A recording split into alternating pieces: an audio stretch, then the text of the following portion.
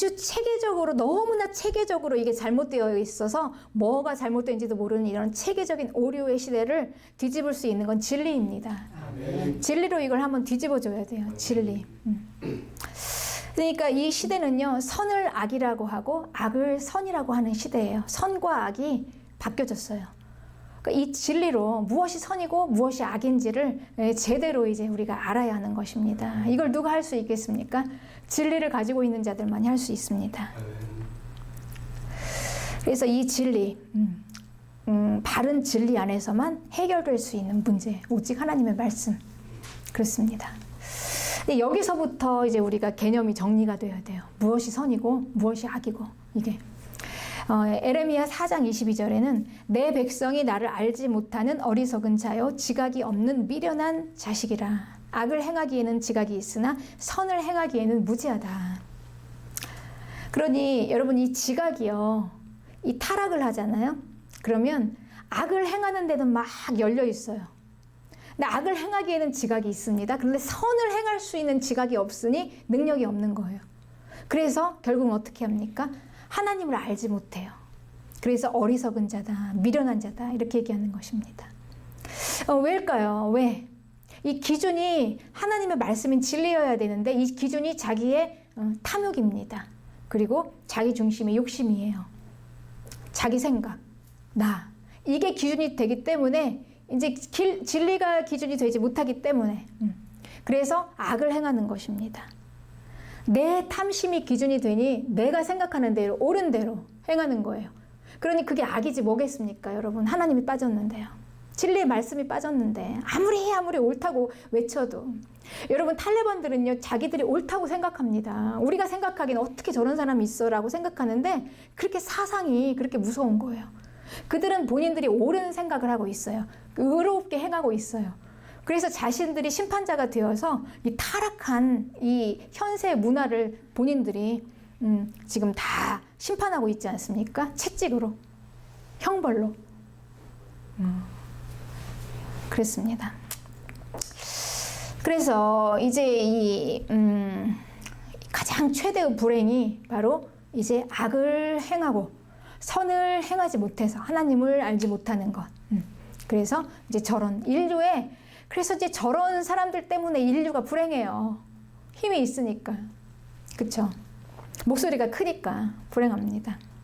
그래서 시편 82편 5절에는 그들은 알지도 못하고 깨닫지도 못하며 흑암 중에 왕래하니 땅의 모든 터가 흔들리도다. 이렇게 얘기해요. 그러니까 알지 못하고 깨닫지도 못하고 제대로 진리 가운데 이제 없으니까 깜깜한 막 흑암 중에서 막 헤매는 거예요. 깜깜하게. 그래서 결국은 땅의 모든 터가 흔들린다. 그러니까 지각이 없는 이 무지한 상태, 선이 무엇이고 악이 무엇인지 구별하지 못하는 상태, 이것 때문에 환경이 흔들린다는 거예요. 이것 때문에 우리에게 고통이 온다는 거죠. 어려움이 오고. 그러니 이 하나님의 진리를 따라가지 못하면, 악을 행하고 악을 따라가면 복이 없다라는 원리인 것입니다. 그러니까 탐욕을 따라가지 말고 선을 행하라. 그래야 복을 받는다라는 이런 진리인데요.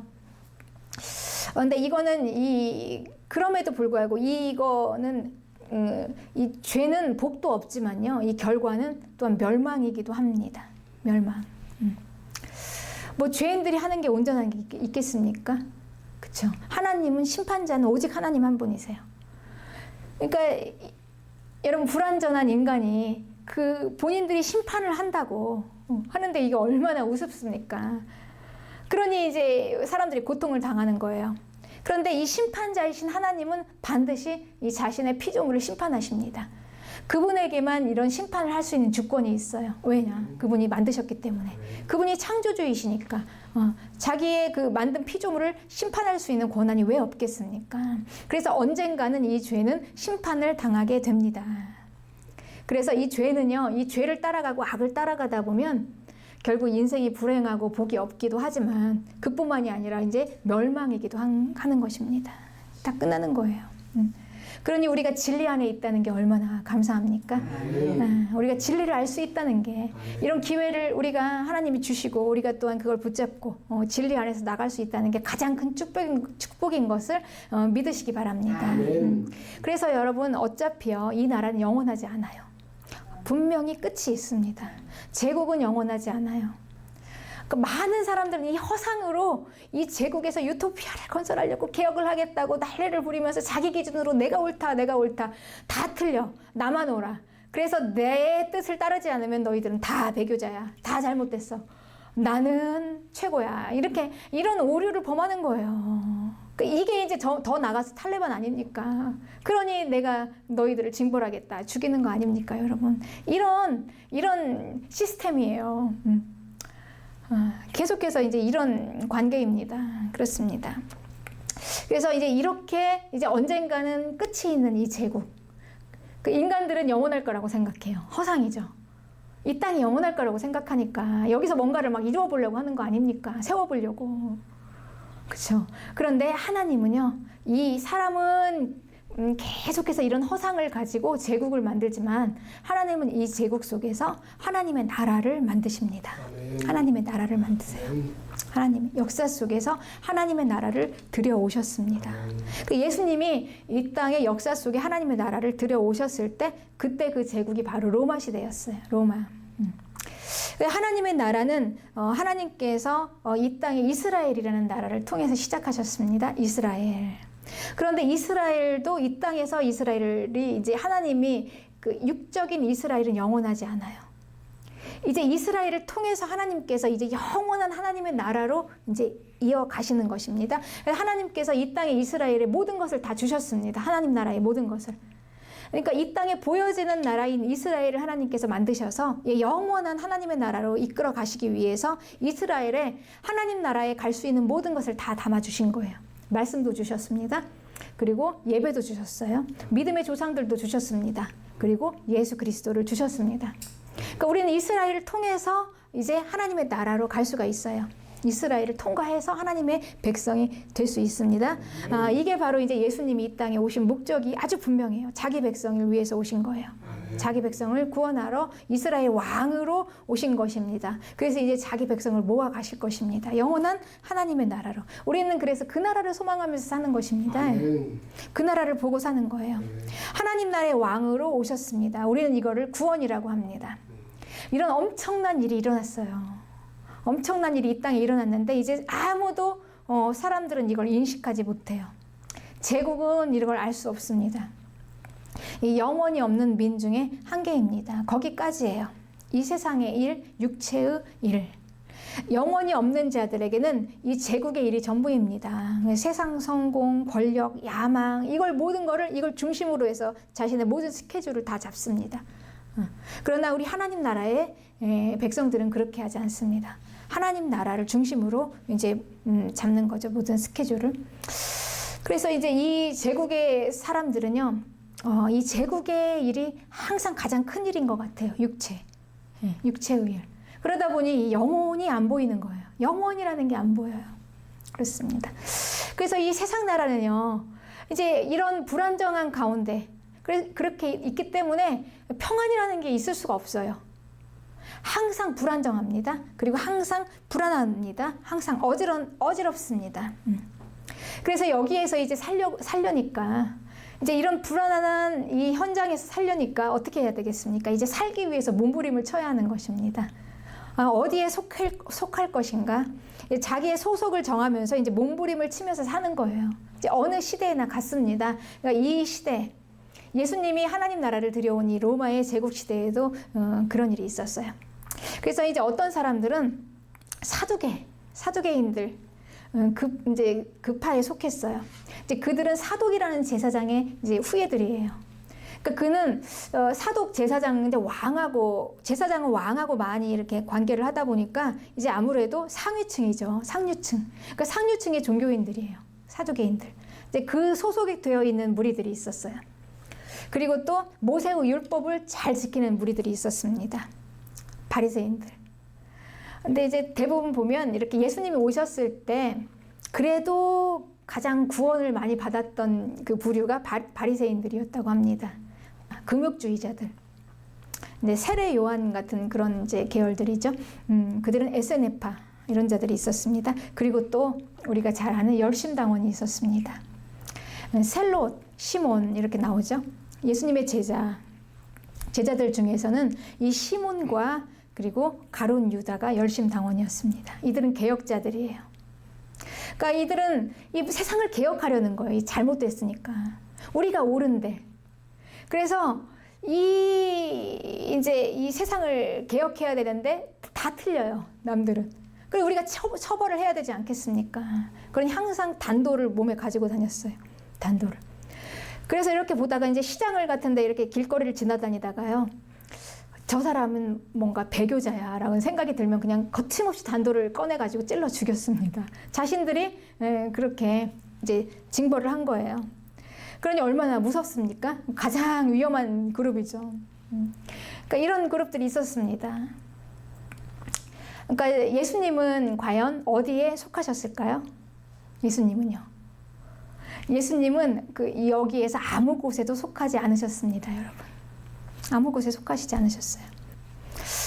그래서 이 하나님의 나라를 하나님께서 만드시는데요. 이제 하나님께서 이 말을 하나로 모으시고요. 이제 백성들을 모으시잖아요. 하나님의 백성들. 하나님의 백성들 위에 각 사람에게 성령이 임했습니다. 그래서 이제 언어가 탁 통했어요. 이게 나라가 형성되어지는 과정이에요. 나라. 근데 이 나라가 건설되어지는데요. 대부분 이렇게 나라가요, 여러분. 세계 많은 나라들이 있잖아요. 근데 그 나라들이 도대체 나라가 이렇게 만들어지는 그 요인이 무엇일까? 요소가. 그러면 우리나라처럼 한 민족으로 이루어진 나라는 거의 없습니다. 우리는 아주 독특해요. 우리는 한 민족이잖아요. 대부분 막 민족들이 섞여집니다. 그러니까 이제 예를 들면 식민지로 있던 나라들은요, 그 통치국가에서 그냥 대충 이렇게 해서 이제 제국을 이렇게 선을 그어서 경계선을 지어가지고 만들어버려요. 나라가 되는 거예요. 이제 그렇게 되어서 나라가 많이 된 나라들이 바로 이제 이게 중동 지역들. 그러니까 이제 중동에는 민족들이 다 각기이기 때문에, 거기는 막 정신없어요. 정신없습니다.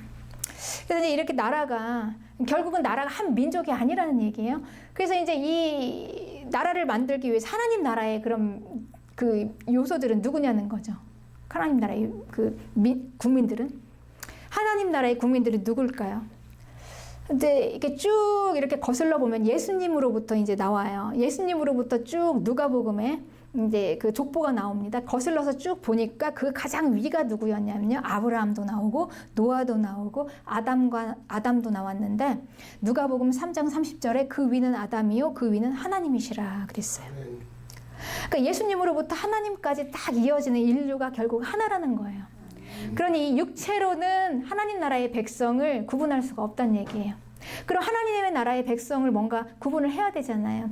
예를 들면 우리가 나라를 만드는데 코리아인, 사우스 코리아 하면은 뭡니까? 우리 나라의 나름대로 국민들의 각각 공통적인 게 있잖아요. 일단 말이 같아요. 우리는 한국 언어를 씁니다. 우리 영어 쓰지 않잖아요. 우리 한국말을 써요. 그렇습니다. 그리고 또 우리가 뭐가 있습니까? 우리 뭐 단군의 자손, 나름대로 우리의 민족에 뭔가가 있어요. 그럼 하나님 나라의 국민이 되기 위해서는 뭘까요? 그러니까 육체만으로는 안 된다는 거죠. 그래서 하나님께서는 그 이스라엘에게 모든 걸 다 주셨다고 그랬죠. 그러니까 이스라엘을 통해서 하나님 나라의 백성이 되는 구분을 주셨어요. 할례예요. 할례. 그러니까 이 몸에다 표시를 하는 거예요. 그러니 그렇잖아요. 그 많은 사람들 중에 우리가 많은 전 세계인이 모여 있지만 그 중에서 한국 사람은 딱딱 외국을 나가면 그렇죠. 한국 사람 알아봅니다. 처음에는 일본인인가 중국인인가 하다가도 딱 얘기해보면 코리안 하면 오케이, I'm Korean. 그러니까 코리안 하면은 말이 또 맞잖아요. 나 한국 사람이에요. 그럼 한국 사람이구나 하고 안다는 것입니다. 그러니까 이렇게 뭔가 그 나라의 독특한 표징이 있어야 돼요. 그러니까 이 하나님 나라의 백성이라는 표징으로 이스라엘에 그래서 할례를 한 거예요. 뭔가 표시가 나야 되잖아요. 누가 하나님의 나라의 백성이냐는 거죠. 그래서 태어난 지 8일 만에 할례를 했어요. 몸을 찢어가지고. 표시를 낸 거예요. 그런데 그게 이제 그 이스라엘에서 이어져서 영원한 하나님의 나라의 백성으로 가는데 이제 성경은 이렇게 얘기하고 있어요. 이 할례를 마음에 한대요. 마음에 할례를 한다고 합니다. 근데 마음에 할례를 해서 마음은 보이지 않잖아요. 그러니까 몸은 찢어가지고 표시를 내서 할례를 했는데 이 마음을 어떻게 찢습니까? 찢으면 보입니까? 마음을 할례를 한다는 건 뭘까요? 거기에 성령이 부어지는 것입니다. 성령.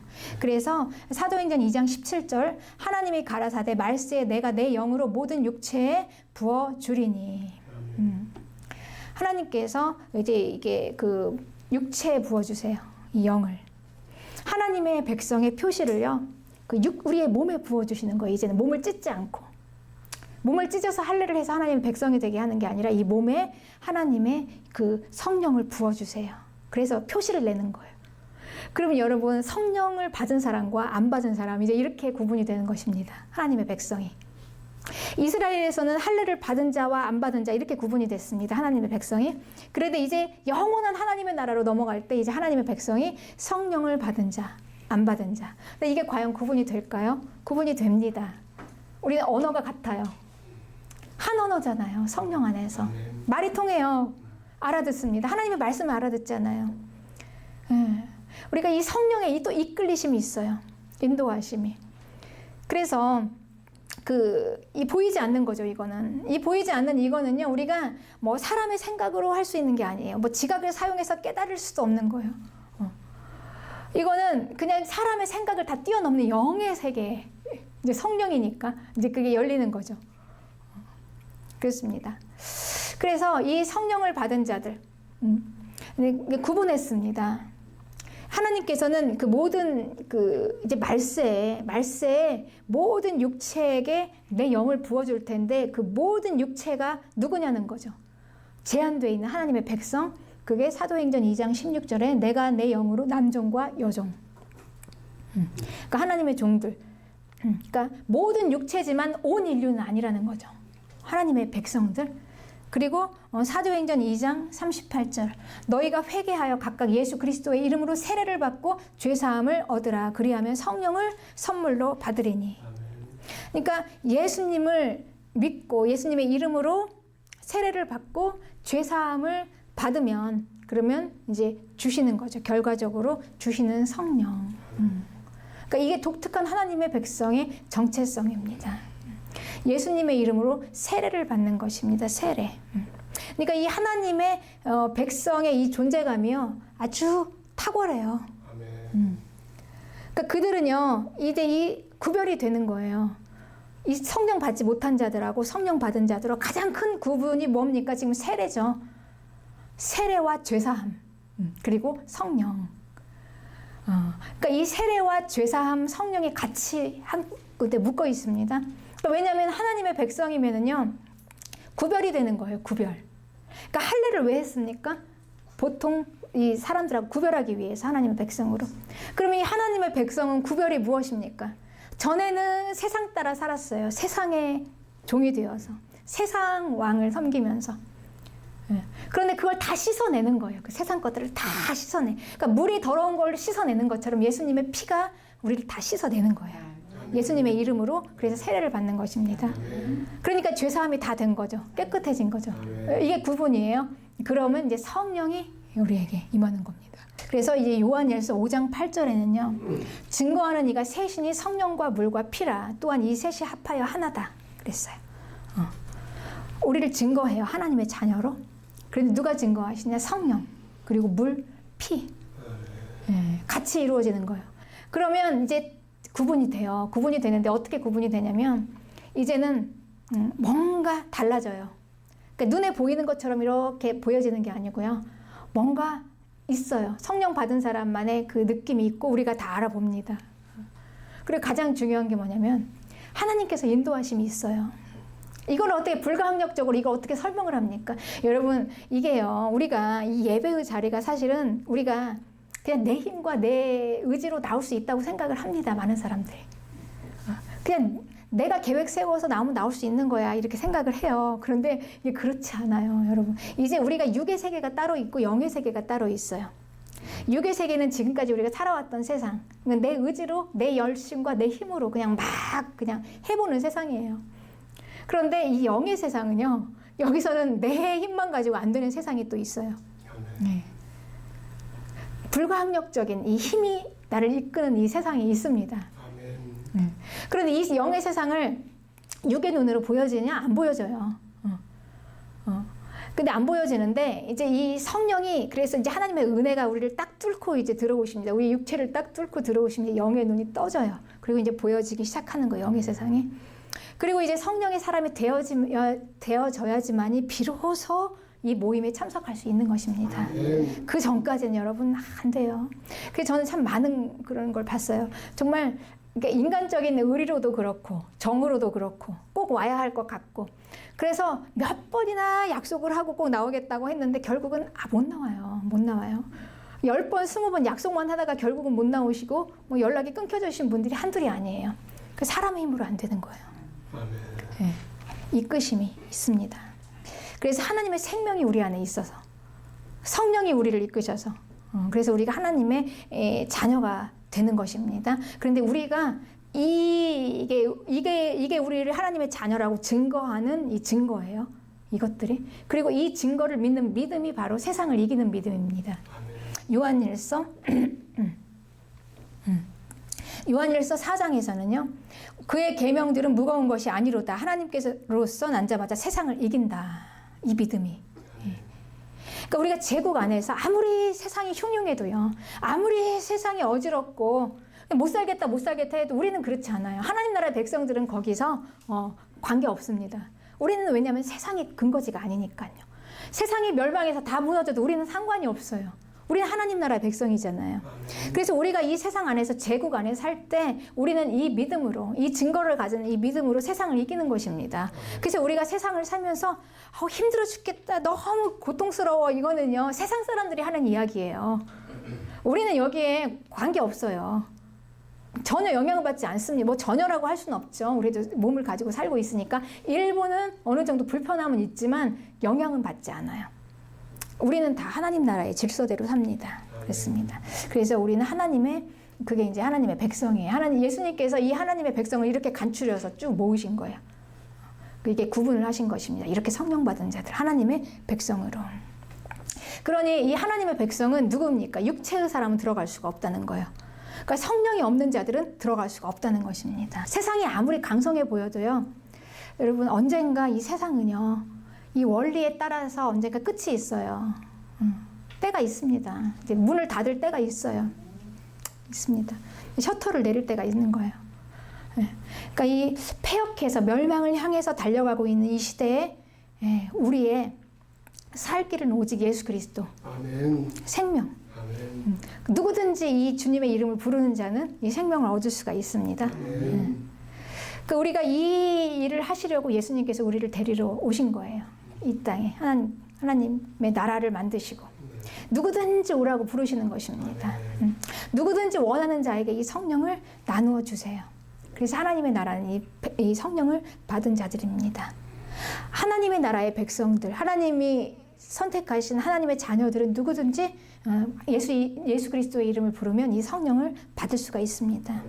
하나님 나라를 이어가는 자들, 이들이 바로 우리가 바로 이 역사의 중심입니다.